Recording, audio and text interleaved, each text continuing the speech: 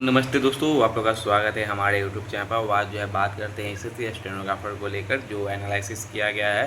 आपको हम बता देते हैं, आज लास्ट एग्ज़ाम है।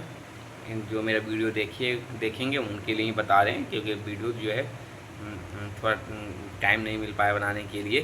तो 7 तारीख को गए थे, एग्ज़ाम सेंटर पर गए थे पता करने कैसा क्वेश्चन आ रहा है। और पता करने ही नहीं गए थे, मतलब कि मेरे ही परिवार के जो है देने गए थे एग्ज़ाम, इसीलिए बोल रहे हैं आपको कि उनसे ही अच्छे से जानकारी लिए। तो पता चला कि रीजनिंग रीजनिंग जीके मैथ है, मैथ तो नहीं है लेकिन मैथ आ रहा है, और इंग्लिश। यहाँ रीजनिंग की यहाँ बात करते हैं, क्योंकि तीसरा शिफ्ट में एग्ज़ाम था। तो रीजनिंग थोड़ी सबके लिए हार्ड लगी, टफ लगी, मॉडरेट लगी, आप बोल सकते हो। मतलब 40+ जो होता है ना, जो अच्छी तरह से रीजनिंग पढ़ रहे होंगे, 45+ भी लगा रहे होंगे, तो उनके लिए 40+ नहीं लग पाए थे। 40 कम से कम सही होंगे, ऐसा जो है माना गया है। और सारे स्टूडेंट थर्ड शिफ्ट के यही बोल रहे हैं।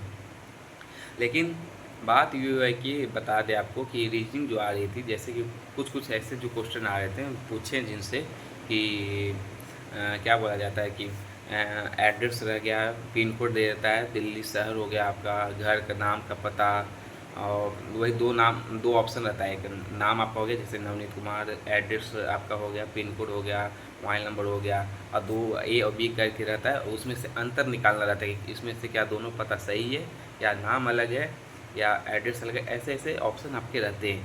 तो आप देखिएगा, किसी में नाम अलग रहता है, किसी में एड्रेस या पिन कोड, मोबाइल नंबर कुछ अलग अलग रहते हैं। तो ये आपको एक इसमें जो है लगाना रहता है ऑप्शन में।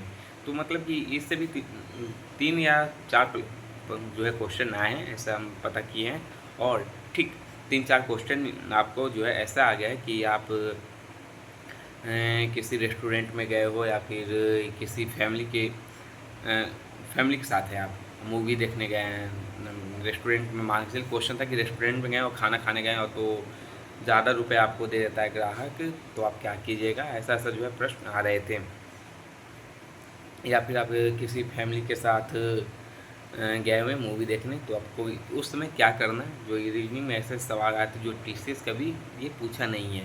तो या आ कहाँ से रहा है ये आपको हम बताना चाहते हैं।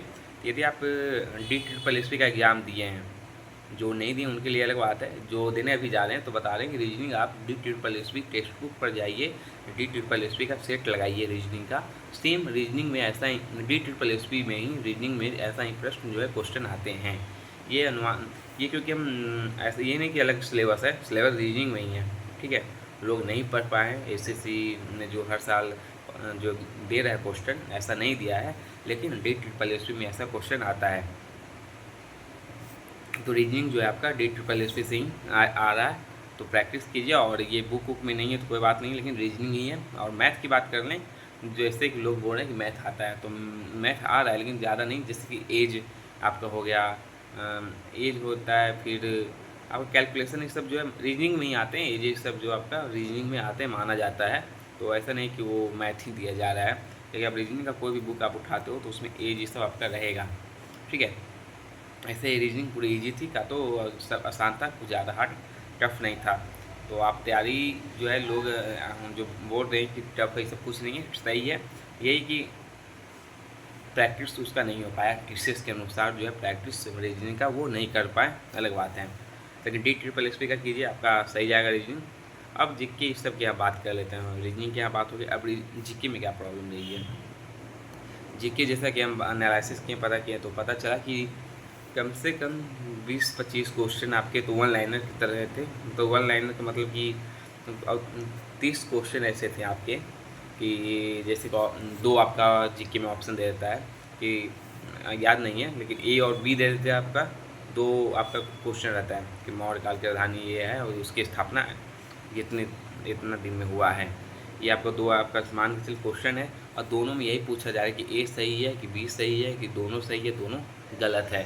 और वैसे तो ऐसे ऐसे क्वेश्चन आ रहे हैं जीके में भी, जो लोग के लिए टफ लगा, ज़्यादा नहीं मार पाए। नहीं तो फिर भीतर करी का पूछा था, बिहू फेस्टिवल पूछा, और बिहू फेस्टिवल क्यों मनाया जाता है, ऐसे ऐसे प्रश्न पूछे थे।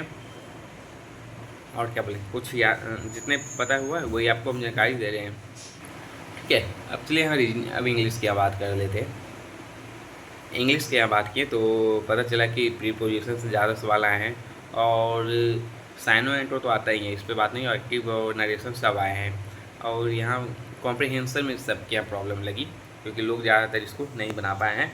कॉम्प्रिहेंशन में इसमें क्या था कि कॉम्प्रिहेंशन ऐसा दिया था कि रीडिंग आपको करनी है, रीडिंग के साथ जो क्वेश्चन हो जाए, क्वेश्चन जो होता है वो उसमें क्या पूछ दिया कि सब्जेक्ट वर्ब एग्रीमेंट कौन सा है, रिलेटिव प्रोनाउन कौन सा है, मतलब ऐसा कुछ प्रश्न आए थे, कुछ उसमें से आपका साइनो कौन सा है, ऐसा ही बस कॉम्प्रिहेंशन में ही पूछ दिया गया था। अब एक कोई स्टोरी बेस्ड थी, और आपका एक जो है मतलब 2 ही पूछा था, कॉम्प्रिहेंशन और क्लोज टेस्ट भी दो या एक ही, ज़्यादा नहीं पूछे थे।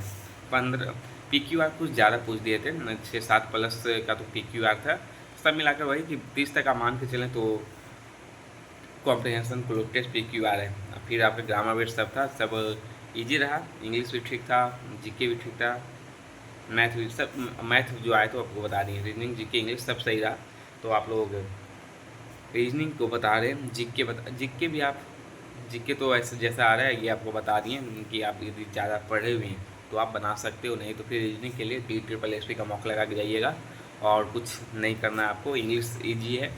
और जीके में आपका वही आ रहा है, 2 ऑप्शन रहेंगे आपके, और दोनों में से बताया जाएगा कि A सही B सही, दोनों गलत। तो इसमें से लोग ज़्यादातर जो हैं गलत क्या मारते ही नहीं हैं, तो छोड़ के आते हैं।